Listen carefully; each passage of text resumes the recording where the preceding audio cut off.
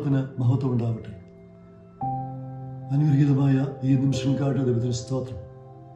സങ്കീർത്തനങ്ങൾ പരിചോട് പാടി സർവ വല്ലഭനെ സ്തുതിച്ചിടുവിൻ എന്ന് തുടങ്ങുന്ന ഗാനം 2025 മാരാമൺ കൺവെൻഷൻ ഗീതങ്ങളിൽ പ്രസിദ്ധീകരിക്കുന്നതിൽ ദൈവത്തെ സ്തുതിക്കുന്നു. പ്രസ്തുത ഗാനത്തിന് പിന്നിലെ അനുഭവം ഒരു വാക്കിൽ പറഞ്ഞാൽ വചനധ്യാനമാണ്. എന്നാൽ തുടക്കത്തിൽ തന്നെ പറയട്ടെ, ഒരു ഗാനം രചിക്കുന്നതിന് വേണ്ടിയല്ല വചനം ധ്യാനിച്ചത്.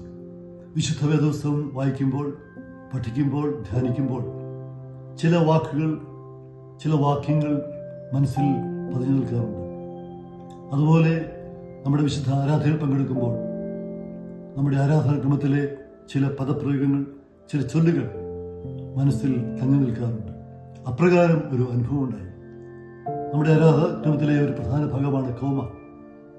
സർവശക്തനായ ദൈവത്തെ ബഹുദ്ധീകരിച്ചുകൊണ്ടുള്ള ആരാധനയുടെ ധന്യമായ അനുഭവമാണ് കൗമയിലെ ഓരോ പ്രാർത്ഥനയും. എന്നാൽ അതിൽ ഒരു ഭാഗം ഇങ്ങനെ പറയുന്നു: ആകാശവും ഭൂമിയും തന്റെ മഹത്വം കൊണ്ട് നിറഞ്ഞിരിക്കുന്ന ബലവാനായ ദൈവം. ആകാശവും ഭൂമിയും ദൈവമഹത്വം കൊണ്ട് നിറഞ്ഞിരിക്കുന്നു. ഒരു ഗ്ലാസിൽ വെള്ളം നിറഞ്ഞു തുളുമ്പിയിരുന്നാൽ അതിനുള്ളിൽ പിന്നെ മറ്റൊന്നിനും ഇടമില്ല, സ്ഥാനമില്ല എന്ന് പറയുന്ന പോലെ ആകാശവും ഭൂമിയും ദൈവമഹത്വം കൊണ്ട് നിറഞ്ഞിരിക്കുന്നു. സങ്കീർത്തനങ്ങൾ വായിക്കുന്നു, ആകാശം ദൈവത്തിന്റെ മഹത്വത്തെ വർണ്ണിക്കുന്നു, ആകാശവിധാനം അവന്റെ കൈവേലെ പ്രസിദ്ധമാക്കുന്നു. യെശയ്യാ പ്രവാചകന്റെ പുസ്തകത്തിൽ നമ്മൾ ഇപ്രകാരം വായിക്കുന്നു: സർവഭൂമിയും അവന്റെ മഹത്വം കൊണ്ട് നിറഞ്ഞിരിക്കുന്നു. എന്നാൽ ദൈവം തന്റെ സ്വരൂപത്തിലും സാദൃശ്യത്തിലും സൃഷ്ടിച്ച മനുഷ്യനിൽ ഇങ്ങനെ ഒരു അനുഭവം കാണുന്നുണ്ട്. യെശയ്യാ പ്രവാചകൻ പറയുന്നു: അയ്യോ എനിക്കയ്യോ കഷ്ടം, ഞാൻ നശിച്ചു, ഞാൻ ശുദ്ധിയില്ലാത്ത അധരങ്ങൾ ഉള്ള ഒരു മനുഷ്യൻ, ശുദ്ധിയില്ലാത്ത അധരങ്ങൾ ഉള്ള ജനത്തിന് നടുവിൽ വസിക്കുന്നു.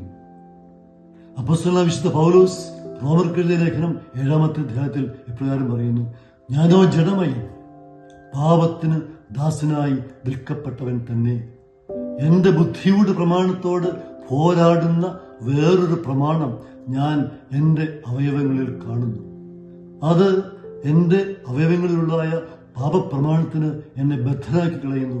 അയ്യോ, ഞാൻ അരിഷ്ട മനുഷ്യൻ, ഈ മരണത്തിന് അധീനമായ ശരീരത്തിൽ നിന്ന് എന്നെ ആർ വിടുവിക്കും. അപ്പോൾ ഒരു ഭാഗത്ത് ആകാശവും ഭൂമിയും ദൈവമഹത്വം കൊണ്ട് നിറഞ്ഞിരിക്കുന്നു എന്ന് പറയുമ്പോൾ, മറ്റൊരു ഭാഗത്ത് ദൈവം തന്റെ സ്വരൂപത്തിലും സാദൃശ്യത്തിലും സൃഷ്ടിച്ച മനുഷ്യൻ ജഡികനായി ജപിക്കുന്ന അവസ്ഥ. അവനിൽ ഈ മഹത്വം നിറഞ്ഞു തുളുന്നതായി കാണുന്നില്ല. ഇത് വളരെ ദുഃഖകരമായ അനുഭവമാണ്. എന്നാൽ ഈ അവസരത്തിൽ എന്റെ ഹൃദയകണ്ണുകൾ കാൽവരിയിലേക്ക് ഉയർന്നു. കാൽവരി ക്രൂശിൽ കാരിലും പാണിയിൽ കാരുണ്യവരുദ്ധ്യായോൻ തകർന്നു.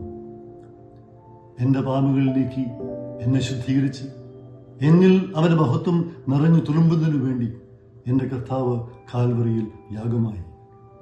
എന്നാൽ മരണത്തിന്റെ മുഖം പൂർണ്ണമായി തകർത്ത് കർത്താവ് ഉയർത്തുന്നിട്ട് ഇന്നും ജീവിക്കുന്നു. ആകയാൽ ഈ മർത്യശരീരത്തിൽ നിന്നും വിടുതൽ പ്രാപിച്ച് ഒരു നാൾ തന്റെ വിശുദ്ധരോട് ഒരുമിച്ച് കർത്താവിനെ മഹത്വപ്പെടുന്നതായ സമയമുണ്ട്. അന്ന് എന്നിൽ ഈ മഹത്വം, ഈ ദൈവമഹത്വം നിറഞ്ഞു തുളുമ്പും. ഈ ധ്യാനചിന്തകൾ മനസ്സിനെ വളരെ സന്തോഷിപ്പിച്ചു. അപ്പോഴും ഒരു ഗാനം എഴുതണമെന്ന് യാതൊരു ചിന്തയുമില്ല. ഈ ഒരു ധ്യാനചിന്തകൾ വീണ്ടും വീണ്ടും മനസ്സിൽ കടന്നു വന്നു. ഇത് ധ്യാനിക്കുന്നതോറും മനസ്സിന് ഏറെ സന്തോഷവും ചൈതന്യവും ഉണ്ടായി. ഇത് വീണ്ടും വീണ്ടും ധ്യാനിച്ചു. അപ്പോൾ ഏതോ ഒരു അനുഗ്രഹീതമായ നിമിഷത്തിൽ ഈ ധ്യാനചിന്തകൾ ഒരു ഗാനമായി നാവിൽ ഉതിർന്നു വീണു. ഒരു ഗാനത്തിന് അനുയോജ്യമായ വാക്കുകളും രാഗവും ഒരുപോലെ കർത്താവ് നാവുമേൽ പകർന്നു തന്നു. അതുകൊണ്ട് ഈ ഗാനം കർത്താവിന് മഹത്വത്തിന് വേണ്ടി മാത്രമുള്ളതാണ്. ഈ ഗാനത്തിൽ കൂടി മഹത്വം എടുക്കുന്നത് കർത്താവ് മാത്രമാണ്. അതുകൊണ്ട് ഈ ഗാനം എഴുതിയവരെയും ഈ ഗാനം പാടുന്നവരെയും എല്ലാം മറന്ന് ഈ ഗാനത്തിനുള്ളിൽ നിറഞ്ഞു തുളുമ്പി നിൽക്കുന്നതായ കർത്താവിന്റെ സാന്നിധ്യം ധ്യാനിക്കുമെങ്കിൽ ആ മഹത്വം ദർശിപ്പാൻ നമുക്ക് എല്ലാവർക്കും സാധിക്കും. എന്റെ എളിയ ജീവിതത്തിൽ കർത്താവ് തരുന്ന ഗാനങ്ങളെപ്പറ്റി ഒന്ന് മാത്രമേ പറയാനുള്ളൂ. എന്റെ ഹൃദയം ശുഭവചനത്താൽ കവിയുന്നു, എന്റെ കൃതി രാജാവിന് വേണ്ടിയുള്ളത് എന്ന് പറയുന്നു. എൻ്റെ നാവ് സമർത്ഥനായ ലേഖകന്റെ എഴുത്തുകോൽ ആകുന്നു.